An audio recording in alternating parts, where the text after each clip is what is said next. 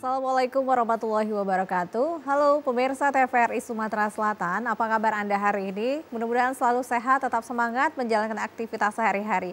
Senang sekali hari ini saya Nada Nasyaya kembali hadir menjumpai Anda di Suara Sriwijaya. Dan pemirsa, hari ini kita membahas tentang mewujudkan prajurit TNI yang profesional, akuntabel, dan transparan. Bagaimana proses itu bisa kita wujudkan bersama, kebijakan-kebijakan apa yang kita perlukan untuk mewujudkan profesionalisme, akuntabel, dan juga transparan untuk SDM ini.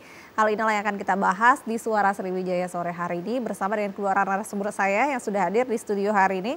Ada asisten personil Kasdam 2 Sriwijaya, Bapak Kolonel Infantri Rizadli Saharazi Temba Esos, betul ya Pak ya? Selamat sore Mbak. Selamat sore, apa kabar Pak? Alhamdulillah baik. Baik, terima kasih sudah hadir, berkenan hadir di TVRI Sumatera Selatan. Dan ada Direktur Pasca Sarjana Ilmu Pemerintahan Universitas Taman Siswa, ada Bapak Dr. Muhammad Abdu. Pak Abdu, apa kabar Pak? Apa kabar? Baik. Mudah-mudahan ya? kabar baik ini terus membawa kita ke masa depan. Amin. Lama tidak berbincang, kita ngomong-ngomong hari ini berbincang tentang mewujudkan prajurit TNI yang profesional, akuntabel, dan juga transparan. Itu topik berat itu. Berat banget. Soalnya levelnya negara bukan pemerintah. Oke, betul. Nah, kita langsung bertanya langsung di tahapannya dulu ya. Sekarang sedang proses tahapan ya Pak Rizat ya? Betul Mbak. Iya. Apa ini Pak, rekrutmen apa kita dari apa ya, jalur masuk apa ini? Iya, jadi sampai dengan saat ini yang dilaksanakan adalah rekrutmen penerimaan calon bintara PKTN Angkatan Darat. Baik itu yang reguler pria, wanita, dan keahlian pria.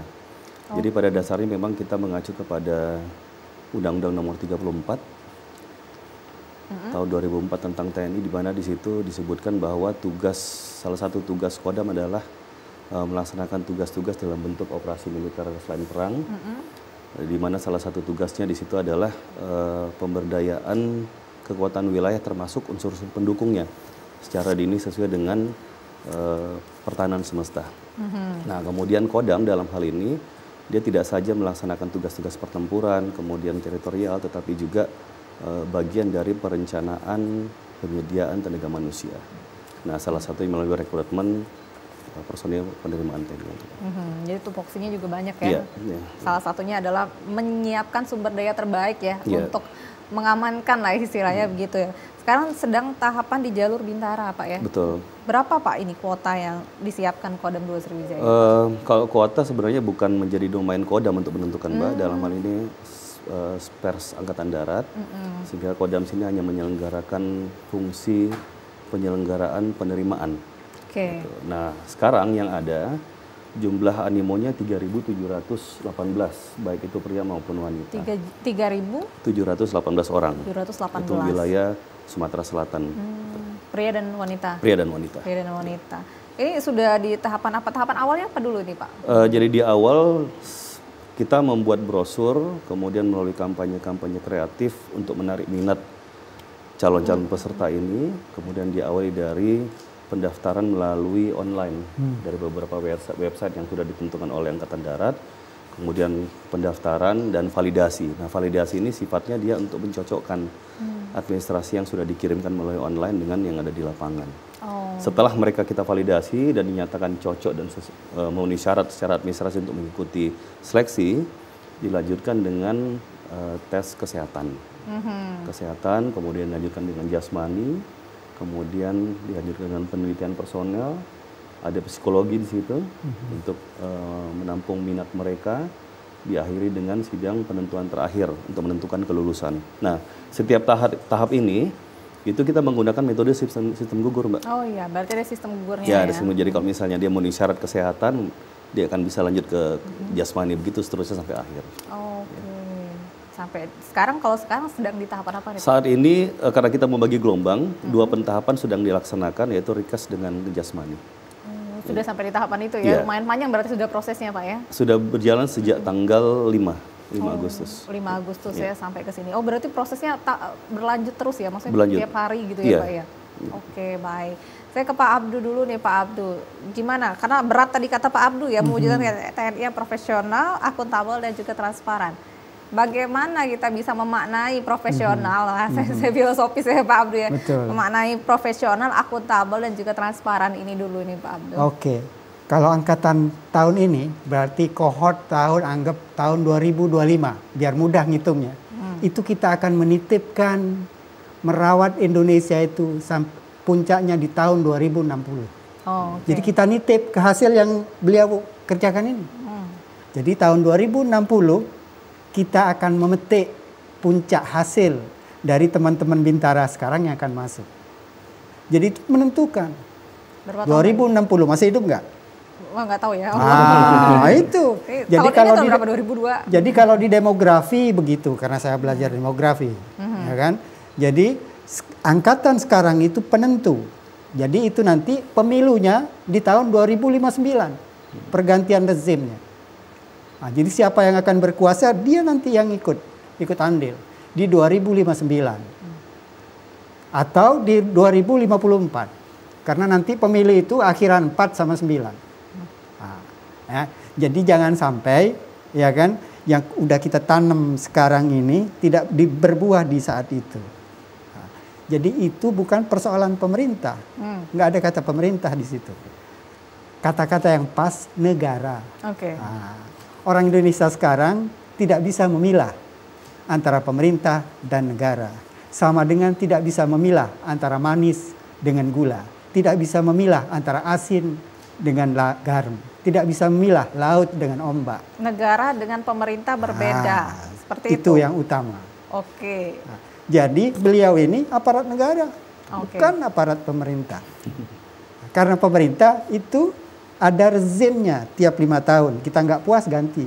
Kalau negara mau nggak negaranya tiap 5 tahun ganti? Enggak kan? Nah, jadi saya warga ini nitip. Kalau uang Palembang nitip nyawa ke aparat itu. Nah, karena apa? Karena ini tugas negara. Bahkan coba cek tugas-tugas TNI itu pasti ngomong tentang negara, nggak pernah ngomong pemerintah. Nah, itu yang keren, begitu pinternya. Maka kalau negara sampai ke dasar negara, silakan gimana? Masih ingat? Keadilan sosial. Nah, bagi ada seluruh nggak rakyat Indonesia. di Pancasila itu kata kesejahteraan, kata kemakmuran? Nggak ada. Kenapa? Memang nggak terlalu penting. Itulah hebatnya Bapak bangsa kita. Begitu nanti keadilan yang dihela, beliau yang ngawal. Nah, ya, bukan aparat hukum, beliau yang ngawal. Jadi prajurit yang profesional itu seperti apa? Itulah profesinya. Jadi profesi itu kan profesi harus dibedakan dengan okupasi. Jadi kalau profesi dia nggak mikir lain kecuali kerjaannya itu dan fokus. Bayangkan profesi seniman, pernah nggak dia kalau profesi seniman yang memang asli nggak pernah mikir yang lain-lain. Pokoknya dia hobi gambar terus. Munggolah Ujang Palembang nanti lakunya setelah dia meninggal nggak masalah. Justru laku keras gitu yang untung pewarisnya. Jadi nanti yang beliau bangun sekarang yang untung anak cucu kita. Cucu saya, cicit saya. Makanya Bintara yang beliau sekarang lahirkan, kalau pakai ilmu kesehatan beliau ini bidan. Yang akan melahirkan bayi-bayi yang akan besar nanti 30 tahun ke depan. Disitulah dia berkiprah. Tahun ke depan itu 2054, beliaulah yang jaga keamanan nanti. Yang dihasilkan sekarang. Nah, jadi begitu lahirnya nanti sudah selamat, ibunya sudah bergizi bagus, tinggal dirawat. Nah, maka itulah tugas negara yang utama. Nah, karena negara nggak bisa menjalankan sendiri, dia pakai, kalau saya pakai kuli kontrak kan nggak benar, tapi tenaga yang dibayar untuk itu namanya pemerintah. Nah, dikontrak tiap 5 tahun. Nah, 5 tahun ke depan kita kontrak rezim Pak Prabowo ya gak? Kalau nanti puas lagi pilih lagi ya terus begitu. Tapi Indonesia nggak boleh berganti. Makanya di tempat saya kalau nyanyi Indonesia Raya itu 3 stansa. Tidak cuma 1 stansa, saya itu 4 menit 24 detik. Di stansa kedua, ya kan, bukan Indonesia tanah airku, Indonesia tanah yang mulia.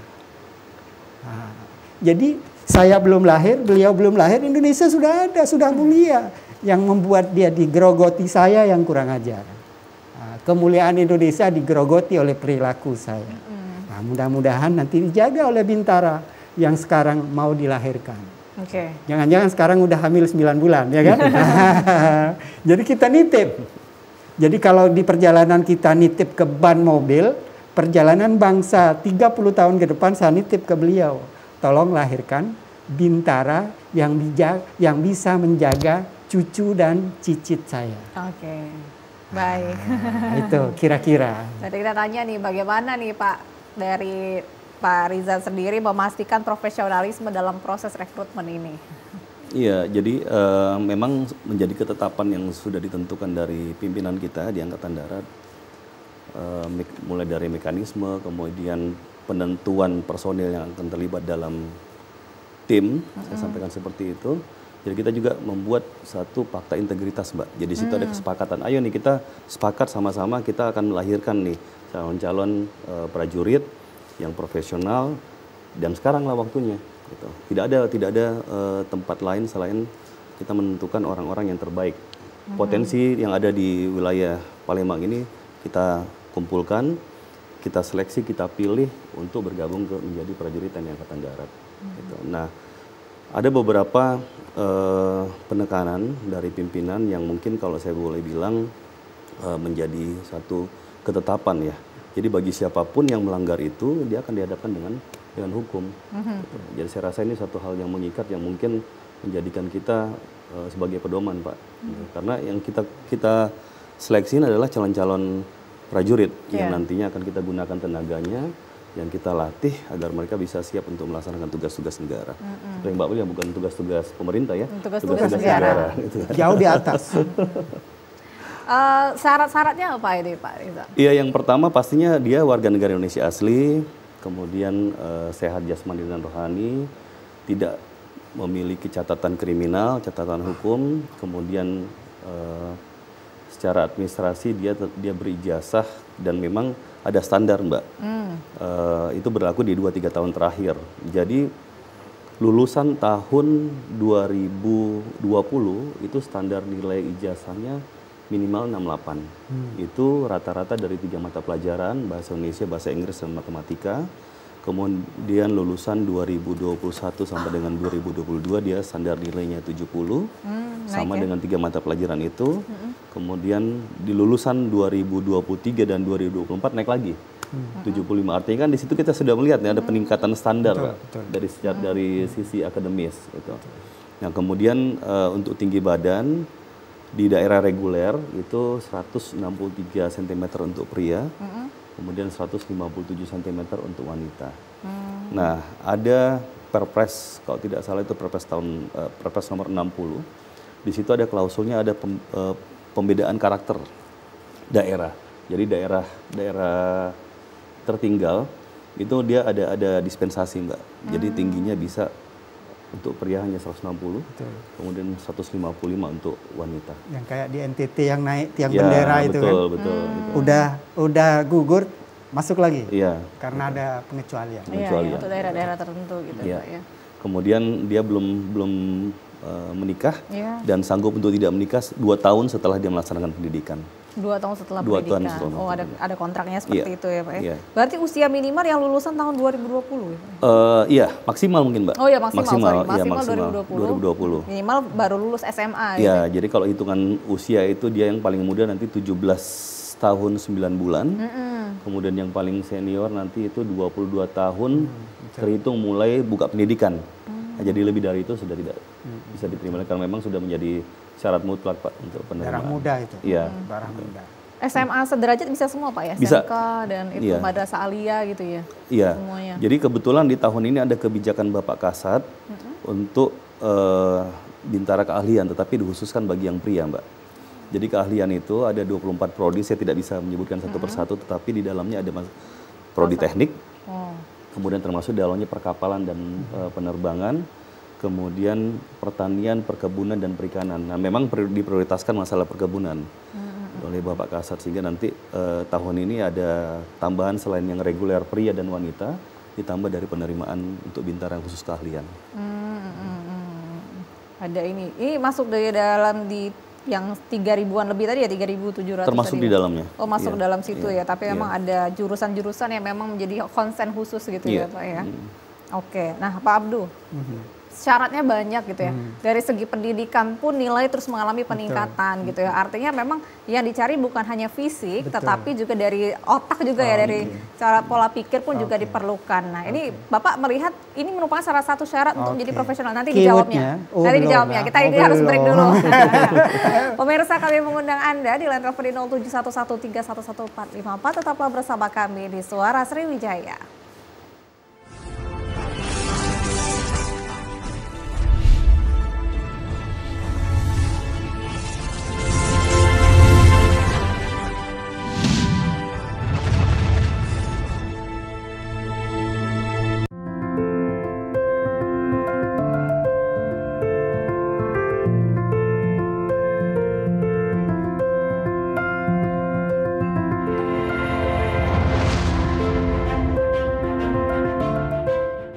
Udah pada tahu belum sih? Sebentar lagi kita bakal milih lagi loh.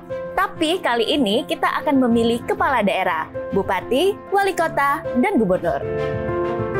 Ada tahapan-tahapan pilkada yang akan kita lalui. Pada tanggal 27 sampai dengan 29 Agustus 2024 akan dilakukan pendaftaran pasangan calon kepala daerah.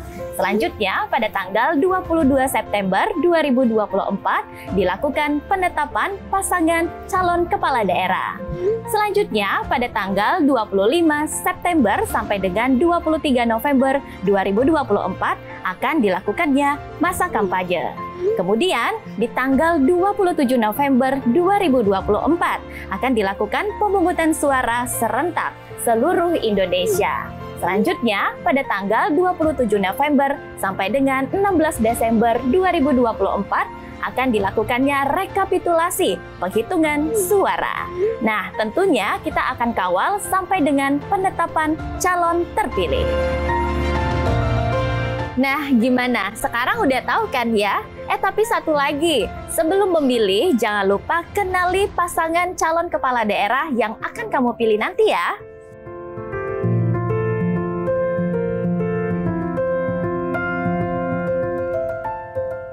Ingat ya, 27 November 2024, gunakan hak suaramu.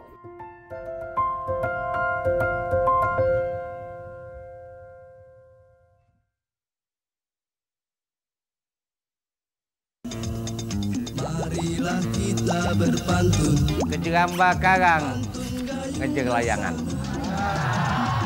Layangan nyampak pucuk nampan. Penonton, Bapak Ibu sekalian. Pacai. Ketemu lagi dengan Cek Ridwan. Pergi ke pasar nak beli gula. Baliknya mampir ke Kalidoni. Jangan kamu ngaku wong kita galo kalau belum nonton acara yang siko ini. Ajak kawan-kawan. Pacar. Assalamualaikum kami ucapkan. Ya. Ya. Pantun yang bersahut-sahut cuma ado di Gayung Bersambut. Setiap hari Jumat pukul 20 waktu Indonesia Barat di TVRI Sumatera Selatan.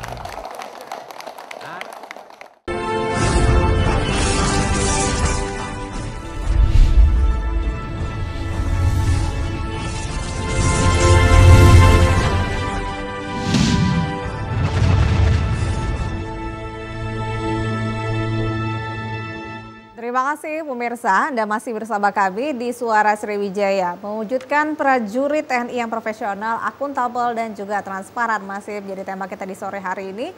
Dan pemirsa, Anda dapat bergabung bersama kami di line telepon di 0711311454 atau kirimkan pesan singkat Anda melalui WhatsApp di nomor yang tertera di layar kaca Anda. Oke, lanjut tadi ya ke Pak Abdul, terputus tadi. Bagaimana tadi kata kuncinya? Apa itu tadi? Biar jadi, penasaran. Saya ikut bergembira tadi itu. Begitu beliau menjelaskan kriteria lulusan 2020, 21, 22 beda. Dan itu ada peningkatan kriteria, itu keren itu. Kenapa? Itulah namanya adaptasi. Kenapa? Karena dia tahu dunia ini semakin ke depan itu tantangannya beda. Maka harus disikapi dengan hal yang berbeda juga. Nah, ya kan? Nilai 68 bagi 3, kemudian yang terakhir 75, Itu banyak itu peningkatannya. Iya kan? Banyak peningkatannya itu. Dan saya pengen yang sipil juga begitu. Karena apa? Karena itu contoh baik. Nah, jadi begitu kita itu hanya bisa beradaptasi, sekarang semuanya kan kita harus beradaptasi. Iya kan? Tidak mungkin bisa hidup tanpa beradaptasi. Kalau zaman kita dulu, saya kecil, musim itu kan sudah teratur. Kalau ber itu pasti musim penghujan. Sekarang kita nggak teratur lagi, tapi kita harus beradaptasi. Nah, jadi harapannya kan dari bibit yang baik itu akan menghasilkan buah yang baik. Jangan sampai kalau di orang awam kan ada istilah GIGO, ya kan? Garbage in, garbage out. Nah, ini kan sudah memilah nih, nah, itu sampah itu jangan masuk. Nah, itu yang keren. Kenapa? Karena kita akan menitipkan nasib seperti yang saya omongkan tadi. Kalau punya anak, nada, nitip ke Bintara yang mau dites ini, 30 tahun ke depan. Nanti kan mungkin ada 10% Bintara yang bagus bisa naik perwira, kan begitu ya? Begitu 10 tahun bagus naik perwira. Begitu perwira dia nggak bisa ditahan lagi. Begitu dia unggul terus unggul. Ya kan? Nah, contoh-contoh yang seperti itu bisa kita terapkan, bisa kita pakai di bidang sipil. Jadi tadi kan saya cari searching gitu ya. Jadi kalau tentara itu, TNI itu dalam masa damai sekarang, apalah kerjanya? Nah, kalau di masa dulu saya masih ingat kan waktu saya kecil, ya kan Pak Harto itu kan ada ABRI masuk desa. Saya pun sekarang masih sering nyari itu. Jadi saya seneng ngelihat di YouTube ada deru alat berat tapi memperbaiki jembatan. Itu kan. Jadi di Sumsel tahu nggak ada berapa desa? 3.262 desa. Itu jalan ke sentra-sentra produksi, itu jalannya belum ada. Jadi kan kalau beliau ini kan nanti ada Koramil. Ya kan kalau Koramil itu di kecamatan ya? Di kecamatan. Di kecamatan. Ya. Jadi satu kecamatan terbayang nggak kalau di situ ada 40 desa. Jadi beliau itu bisa memantau, oh di sana jalan jelek. Impian saya kebiasaan baik yang itu diteruskan walaupun tidak sedahsyat yang dulu. Ya kan? Jadi alat-alat berat itu bisa dipakai, karena kalau nggak dipakai kan mesinnya kan kalau nggak dipakai, nah, jadi itu akan membantu, ya kan, akan membantu pekerjaan orang biasa di desa membuat begitu sekarang dulu nggak ada jalan ke sentra-sentra produksi, kalau ada tentara yang bantu dia itu sudah teduh. Saya aja kalau jalan kemana ada mobil tentara saya bisa lebih aman. Kenapa? Merasa aman, rasa aman itu nggak bisa dibeli. Kenapa? Karena kita tahu kalau ada apa-apa itu ada. Jadi itu jangan sampai hilang. Dan saya nitip pesan ke Bintara. Saya kecil merasa aman dengan tentara tadi itu, jangan sampai hilang di Babinsa yang akan dilahirkan. Orang merasa aman. Pasar 16, wah itu ada tentara. Dia merasa aman. Karena apa? Kalau ada apa-apa ada yang bantu. Nah, itu yang mahal. Dan saya titip, ya kan, umur saya kan sudah hampir kepala 6, kan boleh nitip ke yang masih umur muda. Karena apa? Karena Bintara itu nanti akan bertugas mengelola negara. Gajinya dari duit pajak. Nah, kan kita bayar pajak. Beli pempek, candy, kena pajak, ya kan? Salah satunya untuk membiayai perekrutan tadi. Dan kita akan memetiknya hasilnya. Yang saya omongkan tadi, puncaknya nanti di tahun 2054. Nah, jangan-jangan nanti itu sudah anak bapak yang itu. Tahun 2054 ya kan. Dan akan dijaga oleh Bintara yang dilahirkan saat ini. Nah, itu jadi ke depan. Dan jangan lupa itu adalah petugas negara. Nah, itu pesan yang kenapa? Karena negara itulah Indonesia tanah yang mulia. Nah, jangan sampai terdegradasi kemuliaan Indonesia itu oleh kebiasaan kita yang buruk, kebiasaan saya yang buruk yang nggak disiplin misalnya, ya kan? Indonesia tanah kita yang sakti, itu stansa 3. Nah, saya memulai, kira-kira Bapak berani nggak nanti di kantor? Minggu pertama stansa 1, minggu kedua stansa 2, minggu ketiga stansa 3, minggu keempat 1, 2, 3. Itu ada aturannya, ada regulasinya. Walaupun saya diomelin, Pak, nyanyi Indonesia Raya sampai 40 menit. 4 menit, kamu kan nggak ikut berjuang dulu, tinggal nyanyi saja, nggak mau saya bilang. Betul. Ya kan, siapa tahu nanti beliau upacara, ya kan, 3 stansa, ya kan itu kebiasaan baik, ya kan, 1, 2, 3. Nah, jadi nanti terngiang itu, ya kan, Indonesia tanah yang mulia. Jangan sampai digerogoti oleh ketidakdisiplinan saya. Nah, ya kan, itu stansa 2. Oke. Nah, itu kira-kira. Siap, baik. Pak Rizat, Pak, sebenarnya standar yang seperti apa yang kita ingin rekrut gitu Pak ya, baik itu Bintara, Tamtama akan ada juga prosesnya di tahun ini Pak? Ada, jadi pada dasarnya setiap tahun itu kita merekrut prajurit. Untuk Tamtama 2 kali dalam 1 tahun, kemudian Bintara 1 kali, kemudian Taruna Akademi TNI 1 kali, dan Sepa PK ini yang sumbernya dari sarjana Mbak. Dari sumber sarjana itu ada 2 kali. Yang pertama reguler, kemudian yang khusus kesehatan. Nah kalau untuk Tamtama, Bintara, dan Taruna Akademi ini sumbernya dari SMA. Oh semuanya Sumber SMA ya. Ya, jadi sebenarnya kan pada dasarnya kita yang tadi tidak jauh-jauh dari persyaratan umum Pak. Dia pasti harus sehat, jasmani rohani, karena setelah dia lulus, dilatih, itu ada 3 tahap sebenarnya. Oh apa aja tuh Pak? Tahapan yang pertama dia, karena dia baru, ada tahapan Diksarit namanya, pendidikan dasar prajurit. Nah, berapa lama itu? Dia biasanya satu bulan sampai 1,5. Nah, setelah dia melaksanakan satu setengah bulan ini, disitulah dia dilantik Mbak. Dia dilantik sebagai prajurit. Nah, setelah itu baru latihan lanjutan sampai dengan dia ditutup. Ya, harapannya dengan latihan dasar ini, di situ dia sudah dilatihkan kedisiplinan, bagaimana kehidupan militer di situ, latihan menembak dan beberapa kegiatan lainnya yang mendukung kegiatan-kegiatan TNI Angkatan Darat. Gitu. Di masa itu yang tidak boleh menikah 2 tahun tadi ya? Iya, dia 2 tahun setelah dilantik, ya? Dia harus melaksanakan tugas 2 tahun, setelah itu baru diizinkan untuk menikah. Gitu. Tahapannya sangat panjang ya, dan panjang, berarti Mbak. Yang paling penting, maksudnya Pak, yang paling selain tadi ya nilai yang paling baik, berarti fisik tuh menjadi hal yang sangat penting juga pasti, ya Pak? Fisik, pasti. Disiplin gitu ya Pak ya? Iya, makanya tadi saya sampaikan di awal kan tugas-tugas Kodam ini ada bagiannya tugas pertempuran Mbak. Nah bagaimana dia bisa diberdayakan kalau fisiknya tidak bagus? Pertempuran gitu. Pak. Pak Abdul nanya ngapain? Kita jawab sama Pak Rizat. Jadi itu memang kalau boleh dibilang satu persyaratan yang mutlak yang harus mereka miliki. Jadi ada nilai-nilai yang harus dia standar lah. Standar yang harus dia ikuti, mau tidak mau dia harus persiapan untuk bisa mencapai standar itu. Pak, bagaimana, karena publik juga bertanya-tanya nih, mencegah agar tidak adanya pungli ataupun penipuan gitu pada saat seleksi prajurit ini Pak? Iya, jadi tadi saya sampaikan bahwa kita membuat fakta integritas di situ. Jadi artinya kan di situ secara tidak langsung kita semuanya sepakat nih. Masing-masing tim yang sudah ditunjuk sepakat bahwa kita tidak akan memilahkan itu Mbak ya. Jadi betul-betul kita yang orang-orang yang kita pilih, yang kita seleksi adalah orang-orang yang terpilih. Betul-betul baik dia. Tidak peduli siapa, apakah dia anak petani, apakah dia anaknya pedagang. Kalau memang dia memenuhi syarat kita terima. Gitu. Termasuk tentara Pak, termasuk KBT. Kalau anaknya tidak memenuhi syarat ya tidak kita luluskan, dan itu memang salah satu upaya kita untuk mendapatkan hasilnya maksimal. Gitu. Yaitu salah satu upaya lah. Apalagi kalau yang namanya pungli di lingkungan kita nggak ada lah soal itu. Nah, dengan cara-cara itulah kita bisa mencegah. Gitu. Saya rasa itu. Oke, Pak, go. Oke. Udah punya fakta integritas bahwa memang bebas dari pungli gitu ya. Tetapi publik apakah masih berpikir seperti itu Pak?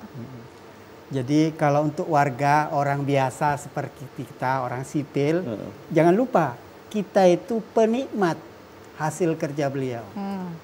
Kan menikmati. Terbayang nggak kalau kita itu nggak aman? Satu waktu dulu pernah di Poso, menakutkan. Atau di Ambon, menakutkan. Beruntung di Palembang ini aman. Ngapa? Jadi kita itu menikmati hasilnya. Jadi yang ada sekarang itu adalah hasil dari 30 tahun yang lalu, 25 tahun yang lalu. Ini sekarang hasilnya. Ya kan? Jadi kita bisa aman kemana-mana, mau jalan ke Ranau jam 12 malam. Masih berani kan? Iya kan? Ngapa? Tidak mungkin di sini ada ekstremis. Nah, paling yang ada baru di Papua. Nah, itu kan itu catatan tersendiri, PR tersendiri untuk beliau dan kawan-kawan. Tapi untuk daerah lain, lebih banyak warga itu menikmati hasil kerja TNI. Apalagi yang misalnya tadi, kapan Pak ada lagi Pak Abri masuk desa? Kalau dulu kan berarti sekarang kan TNI masuk desa. Kayaknya baru tahun kemarin masih ada yang ke Gandus itu. Yang ke Gandus. Nah, jadi kalau yang itu, yang seperti itu bisa diintensifkan, kan boleh warga itu pesan, Pak tambahin Pak. Nah itu kan boleh. Iya kan, kenapa? Karena dia aparat negara. Kita ini warga negara, boleh minta ke pelindung. Payo Pak, jalan ke situ tuh, jelek Pak. Gitu. Nah Bapak kan banyak itu, peralatan. Ya kan? Nah, salah satu contohnya yang seperti itu. Dan itu hanya bisa terjadi, hanya bisa dijalankan nanti kan ada yang namanya DPR itu yang ngatur duit, yang mendistribusikan duit. Nah itulah urusan pusat, tidak usah ikut-ikut. Yang penting kita bisa nikmati sekarang, bisa kita jaga, dan saya suka karena tadi pendaftarannya itu online, kan itu salah satu yang membuka akses. Pokoknya buka itu daftar. Oke, kita harus break lagi nih Bapak-Bapak pemirsa. Kami mengundang Anda di line telepon di 0711311 Bapak tetaplah bersama kami di Suara Sriwijaya.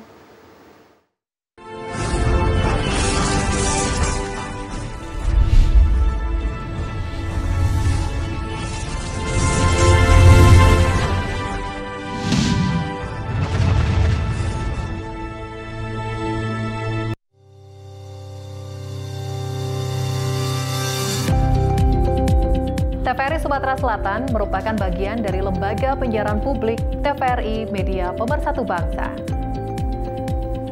Kami siap untuk menjadi yang terdepan dalam teknologi penyiaran digital, mewujudkan konvergensi media dalam bentuk layanan multiplatform.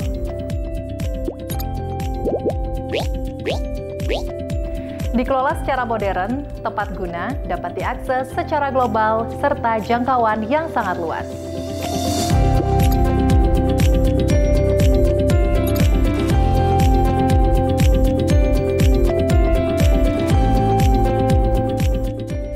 TVRI Sumatera Selatan hadir dengan tayangan bermutu, mencerahkan, serta syarat dengan kearifan lokal.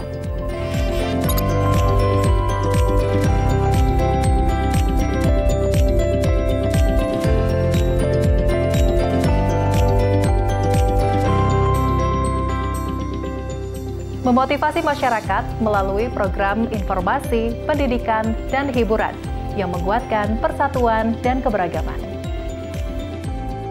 Sebagai Satker PNBP, pendapatan negara bukan pajak, TVRI Sumatera Selatan siap bekerja sama dengan siapa saja.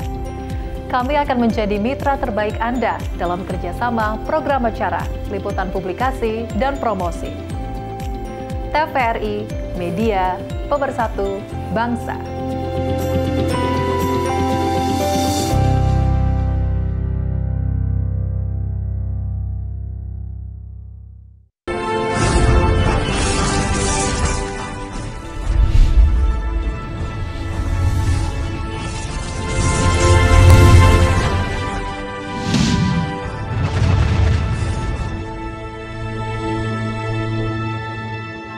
Pemirsa, Anda masih bersama kami di Suara Sriwijaya, mewujudkan prajurit TNI yang profesional, akuntabel, dan juga transparan masih menjadi tema kita hari ini. Silakan untuk Anda yang ingin bergabung di line telepon di 07113114454 atau kirimkan pesan singkat Anda melalui WhatsApp di nomor yang tertera di layar kaca Anda. Oke, kita lanjut nih pemirsa ya. Pak Rizat, berbagai rekrutmen tadi sudah disebutkan ya, Bintara 1 kali, Tamtama bisa sampai 2 kali gitu ya, banyak sekali. Nah, ada nggak sih Pak jalur khusus juga ini untuk para santri? Biasanya dari pesantren-pesantren itu gimana Pak? Iya Mbak, jadi memang untuk jalur-jalur khusus ini apakah itu dari santri ataupun yang berprestasi itu tergantung bagaimana kebijakan gitu ya, pimpinan Pak. Nah, saya ingat dulu kalau tidak salah 2 atau 3 tahun yang lalu pernah ada jalur rekrutmen melalui adik-adik santri. Itu memang sesuai dengan kebutuhan. Nah, yang sekarang ini tidak ada.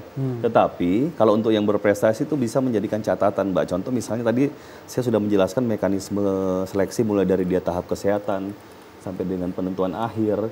Misalnya ada kesamaan nilai nih, dia pasti akan dilihat dia punya prestasi nggak sih sehingga itu bisa menjadikan catatan dan pertimbangan bagi pimpinan untuk direkrut. Itu. Tetapi kalau untuk kebijakan khusus tahun ini untuk santri, sementara belum, itu berlaku untuk beberapa tahun yang lalu. Nah sekarang ini Bapak Kasar lebih kepada rekrutmen calon bintara yang memiliki keahlian bidang pertanian. Pertanian, Pertanian, Pak, ya? iya. Oh. Nah kebetulan Karena ini, program kah? ya kebetulan ada program pembentukan satuan baru lagi, Mbak. Apa tuh? Satuan baru jadi namanya PDR. Jadi satuan yang sandaran di daerah rawan gitu. Nah, kita akan membentuk itu sehingga nanti output dari seleksi keahlian ini yang mempunyai kemampuan pertanian dialah yang akan nanti ditempatkan di situ. Daerah Untuk, rawan ya, tadi. untuk misi ketahanan pangan, Pak. Ketahanan pangan. Jadi ada beberapa tempat, ada spot-spot tempat. Kita kan ada lima provinsi nih. Iya. Nah, satu provinsi nanti akan ada satu. Di tahapan yang ini ya, Pak ya? Iya, ya. Jadi mereka-mereka yang di keahlian ini kebijakan dan ini baru pertama juga, Mbak. Baru pertama penerimaan untuk keahlian. Nah, nanti mereka-mereka yang lulus ditempatkan di situ. Oh, menarik nih. Ada yang baru lagi nih, Pak Abdul. Pertanian untuk ketahanan pangan. Ketahanan pangan. Ya, kalau yang dulu kan ada rekrutmen dari adik-adik yang santri. Iya. Nah, kita kalau di Kodam ini ada namanya Badan Pelaksana. Badan Pelaksana contoh di Bintal. Nah, mereka ditempatkan di situ.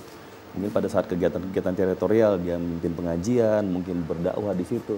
Jadi tentara ini bukan hanya bertempur, Mbak, tapi punya kemampuan itu juga. Iya, masuk ya karena mau masyarakat gitu kan ya. Karena masa damai. Iya. Ya kan? Oh iya, tidak berperang ya, Pak ya. Perangnya dengan yang lain. Justru lebih berat itu. Musuhnya nggak kelihatan. Gimana nih Pak Abdul? Ada khusus jalur khusus di pertanian kadang untuk ketahanan pangan ini? Justru itu yang tadi saya sebutkan. Kalau dulu kan ada ABRI masuk desa. Itu sekarang kan masih sudah ada, Pak? relevan kan jatuhnya itu. Ya kan? Karena ini yang jarang dipakai oleh penyelenggara pemerintahan. Apa itu? Data BPS. Jadi data BPS itu sampai sekarang masih jarang digunakan untuk membuat kebijakan. Saya sudah cek itu.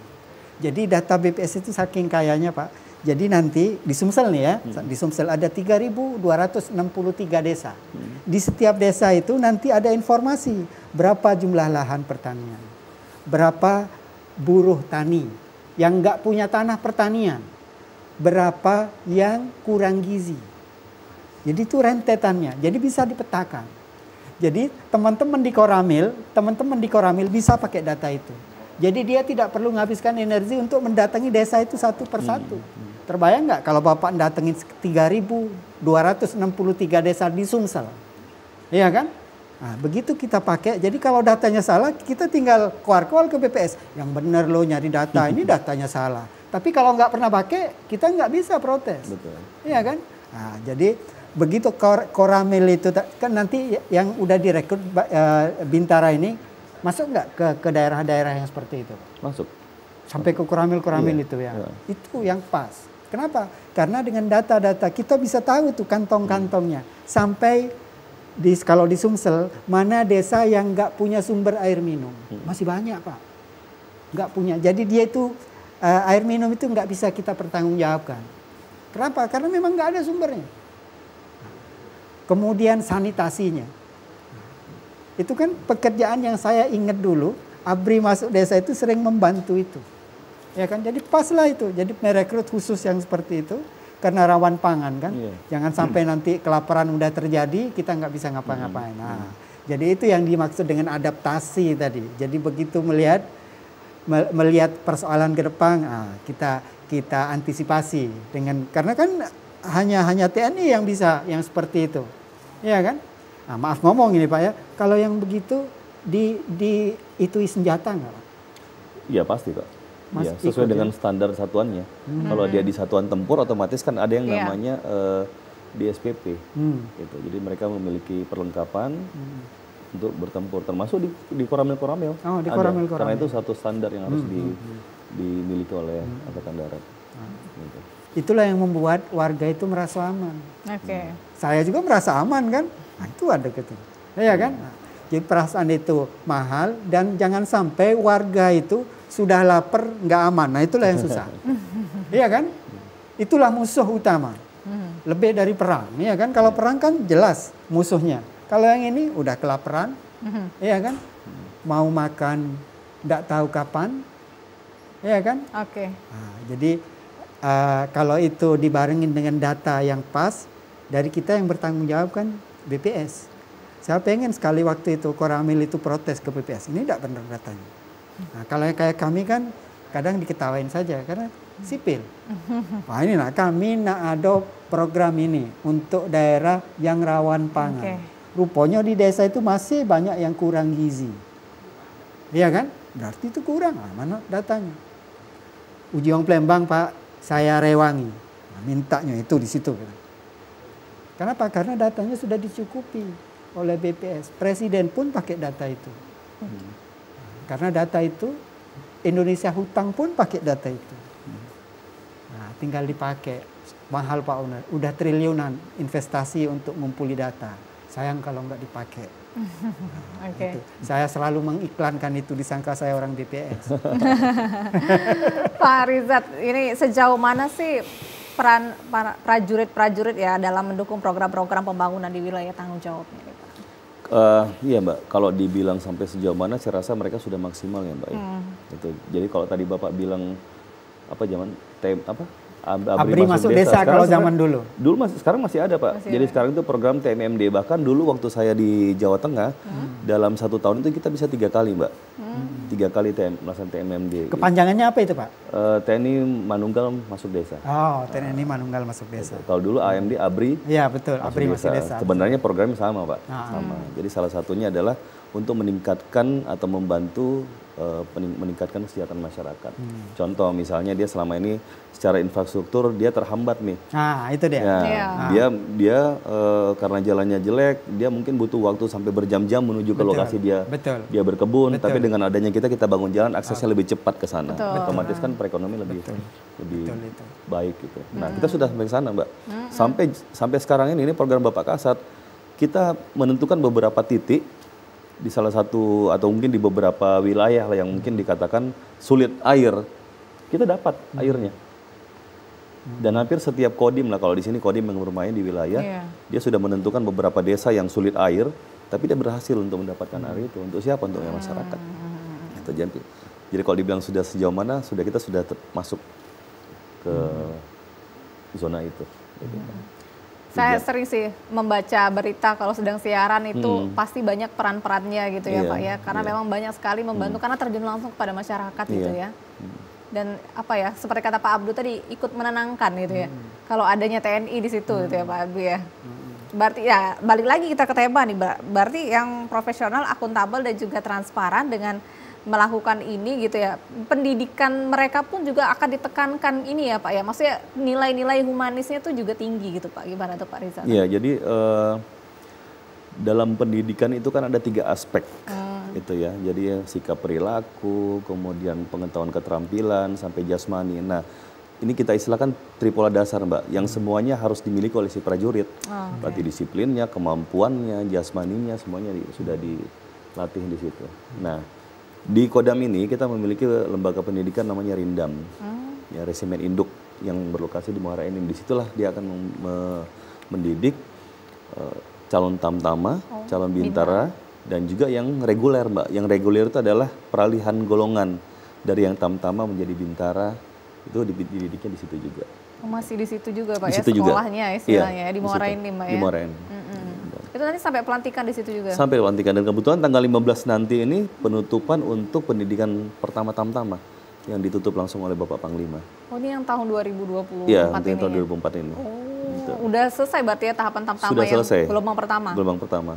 Cuma kebetulan memang di tahun ini karena kebijakan baru, khusus untuk tahun ini hanya dilaksanakan sekali. Itu yang tamang.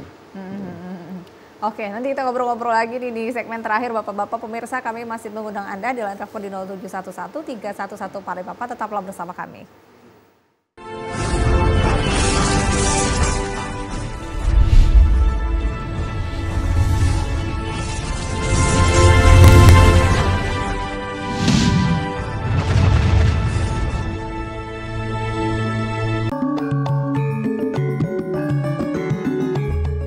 Dari tari tradisional yang memesona, hingga cita rasa kuliner yang menggugah, kami kemas dalam program acara Rindu Kampung.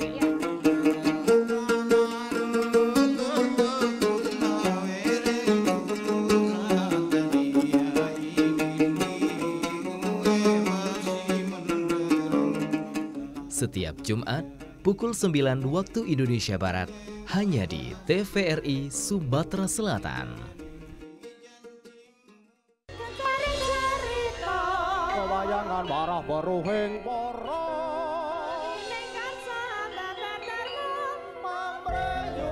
Salah satu keanekaragaman budaya Jawa yang masih favorit hingga saat ini adalah wayang.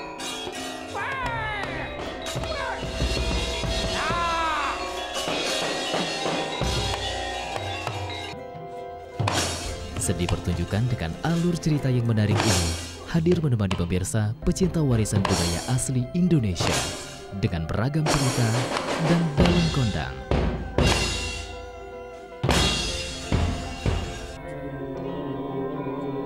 Wayang setiap Sabtu pukul 22 waktu Indonesia bagian Barat. Hanya di TVRI Sumatera Selatan, media pemersatu bangsa.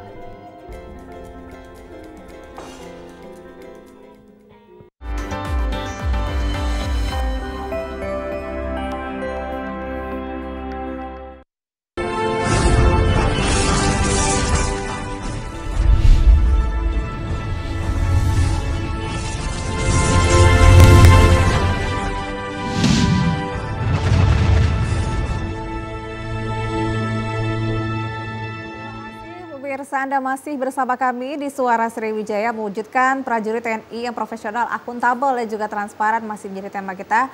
Ada pesan singkat yang masuk ini. Assalamualaikum dari 08215915 sekian.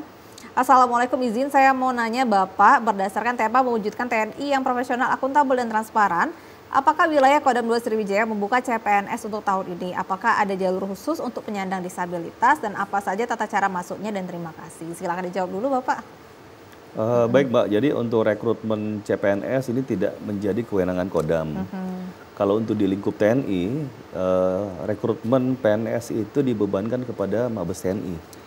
Pusat, jadi ya di pusat, sehingga nanti pas setelah rekrutmen lulus, itu akan disebar di 3 matra.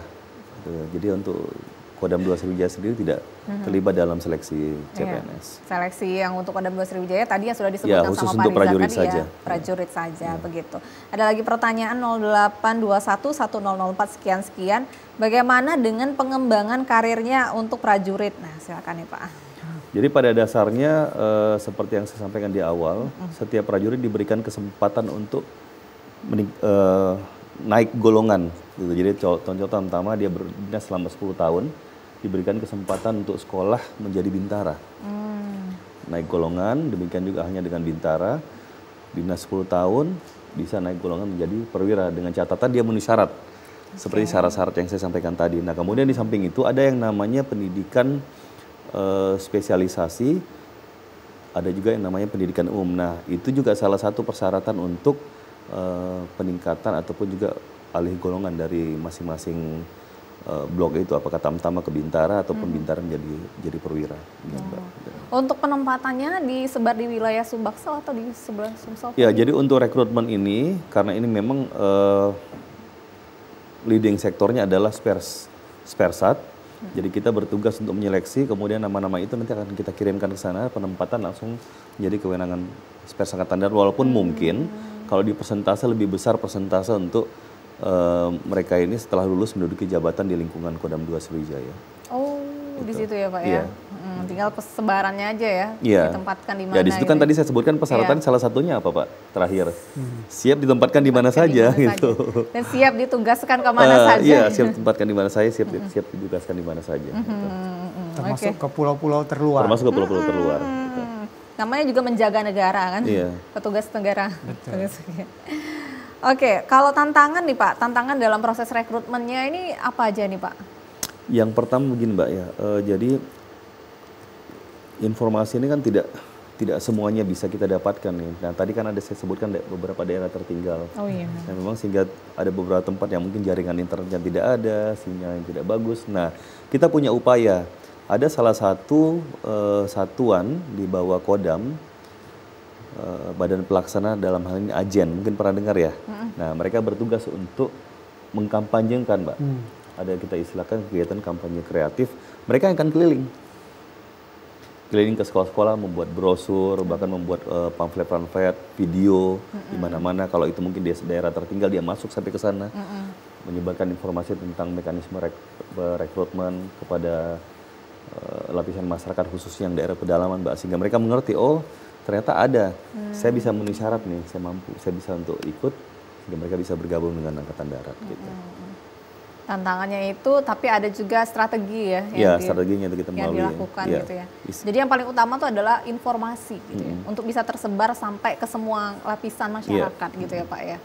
Karena meskipun saat ini teknologi ada, tetapi itu pun juga masih menjadi tantangan utama ya. Iya kan tidak semuanya daerah ada terjangkau gitu Pak.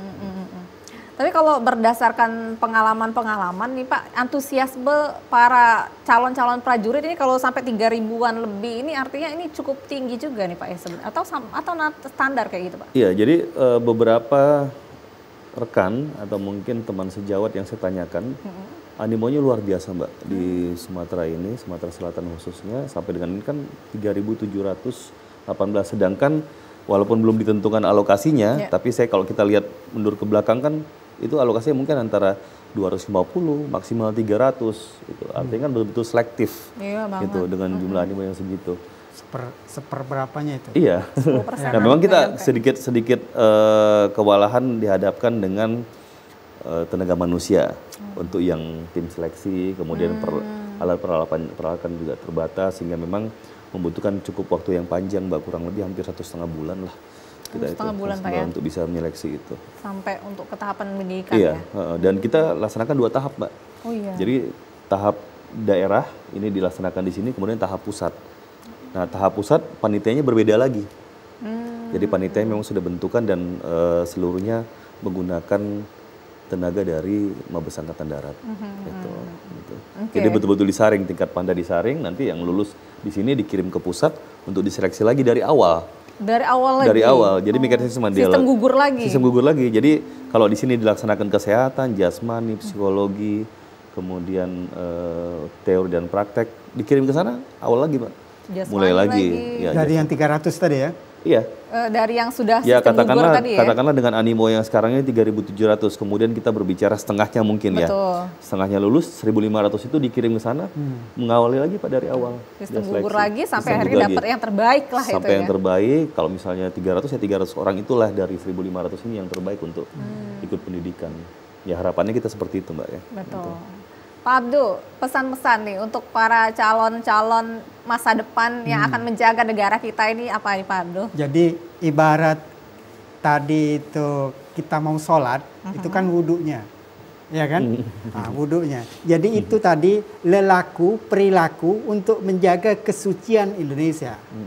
Kenapa? Begitu dia suci, dia bisa dia lakukan dengan memperluas kesaktiannya tadi. Kan tidak sembarang orang yang bisa merekrut sebanyak itu, ya kan? Jadi kalau tadi tidak ada petugas yang khusus datang ke sekolah-sekolah, kan sedikit orang yang tahu. Jadi diharapkan semakin banyak, samalah dengan sepak bola itu kan, pelatih itu kan nyari ke seluruh tempat supaya dapat bibit-bibit. Yang seperti yang beliau ungkapkan tadi kan itu mencari bibit. Nah, mudah-mudahan kalau yang dicari itu dapat emasnya, mudah-mudahan itu tabungan negara Indonesia, tabungan yang akan dipetik nanti di 2054, karena itulah yang akan menjaga. Jadi di antara bintara nanti yang jadi itu 300, siapa tahu 10%-nya berarti 30 yang bisa masuk ke perwira. Dari yang 10% tadi, 1% saja bisa sampai seperti beliau, ya kan? Pakai melatih tiang-tiang, kan bisa saja kan itu. Amin. Makanya itu harus dijaga dari awal. Nah, satu itu ujiannya. Tahu nggak apa ujiannya? Apa tuh, Pak? Biasanya tusukan politik. Nah, mudah-mudahan itu bisa dilawan. Karena itulah biasanya yang menggoda. Kata Tuhan, iman saja harus diuji kan. Jadi ujiannya ini nanti bisikan-bisikan politik. Tantangannya di situ. Oke, Pak Rizat, ini terakhir apa saja yang harus disiapkan oleh para pemuda dan pemudi yang ingin bergabung menjadi bagian dari prajurit, Pak? Jadi yang pertama dari awal, bagi adik-adik yang sekarang mengikuti pendidikan sesuai dengan persyaratan yang tadi saya sampaikan, nilai yang paling penting Mbak. Nilai karena standarnya semakin kesini dia semakin tinggi. Mata pelajarannya Pak?